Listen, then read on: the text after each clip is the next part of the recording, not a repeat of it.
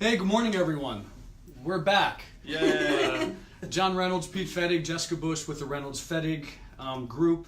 It's been a few weeks. We've had some schedules to deal with, but we're back. It's Friday morning. There's snow on the ground. Okay. Happy March 1st to everyone. And we're here to answer real estate questions. And I think that our friend Beth in Graysonville has sent us a question. Bush, take it away. Yeah, so Beth actually kind of just made a statement and is asking us to elaborate on it a little bit. Okay. She said she was reading an article about Zillow and the accuracy of real estate websites and would like to know how accurate are some of these sites, Zillow specifically. Well, having the words Zillow and accuracy together in the same sentence isn't something that we typically do. God bless Zillow. We're not here to hate on Zillow. Many of us rely on Zillow for our business. But with that being said, a consumer needs to know what the Zillow business model is. Zillow is not a real estate brokerage. Zillow is not an appraisal site. Zillow is simply a syndication site, an advertising site for real estate. Their business model exists to sell leads, to sell your information to people like us. Yep. Does that make sense? Totally. Yes. Yeah. One of the biggest issues that realtors, that we specifically have with Zillow when it comes to dealing with sellers, is the whole concept of a zestimate, of what they call their opinion of a property's value. Yep. So we really refer to that as Zestamiss, because the reality is it's an aggregate formula that's applied. They look at tax records, they look at previous sales history, but there's no real correlation because they're not looking at solid comparables. They could be using REO sales, bank-owned sales, and then comparing that to a home that's been fully renovated. Those values are far skewed apart. And one interesting fact is the CEO back in 2016, Spencer Raskoff, he sold his Seattle home for $1.05 million. His estimate was $1.75 million. So he was way off. He was way off, yeah. Yeah. I mean, that just gives you a clear indication of that estimate being blown out of the water. Yeah. And they change so often, and just, again, it's a correlation that doesn't really apply to the real estate world that we live in and operate in. There are a couple other examples that I think John and Jessica both have. Well, Pete, you're absolutely right. I mean, and I think there's a good reason that they call it a zestimate instead of an estimate, because it's not.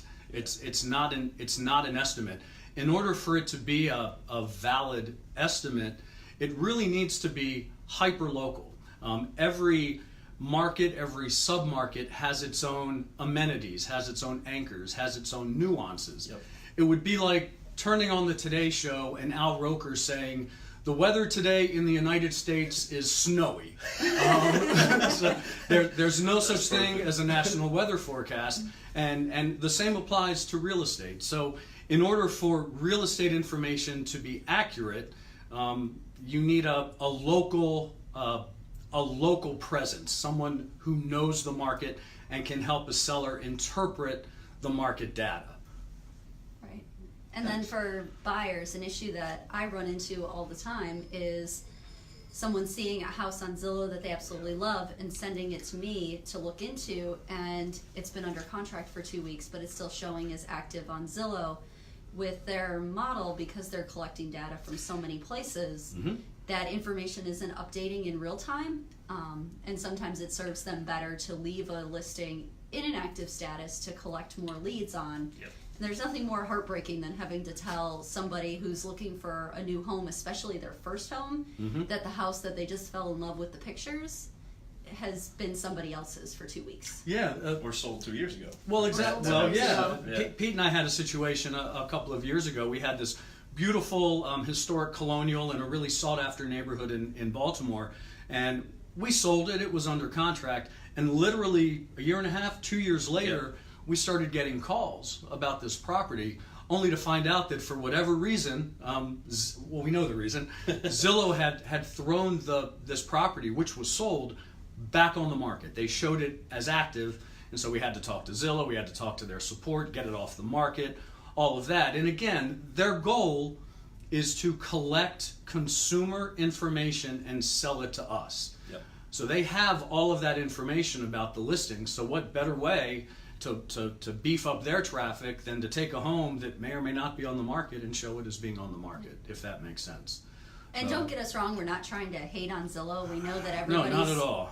going to them and looking at little bit. all the real estate sites online to determine, what You're- their house might sell for or what houses they want to buy. But what you really need to be doing is going to your local realtor and asking to be set up on an MLS search, or asking for them to do the research on how much your home is worth. Exactly, and thank you for that, Jessica. You're absolutely right, and that's one thing to really remember is that Zillow is not a real estate brokerage. Okay, so they're basically taking the information and they're advertising the information that the real estate brokers are allowing them to advertise, if that makes sense. So as Jessica said, if you want solid, good information, rely on a real estate broker. Contact us. Contact a local professional realtor in your area. Here's the thing. We have the tools to review the market activity in real time. Zillow doesn't have that. We do, and we can share those tools with you. Any reputable realtor could. So the best thing to do would be to be in touch with a realtor. Like us. Like us. Or an appraiser. If you don't... Our information's free. You're paying an appraiser. Yeah, you're going to pay for an appraiser. And we use the same data. We're going to give it to you for free. It's all the same data. So with that being said, I've got nothing else to say. How about you guys? Just I think thank you, we're Beth. good. That was a Thank great you. question. Yeah, Beth, And again, one we get a lot. thank you for the question. I can't wait to see your house. And we will see you guys next Friday. Enjoy your weekend. Bye. Take care. Enjoy the Bye-bye. snow.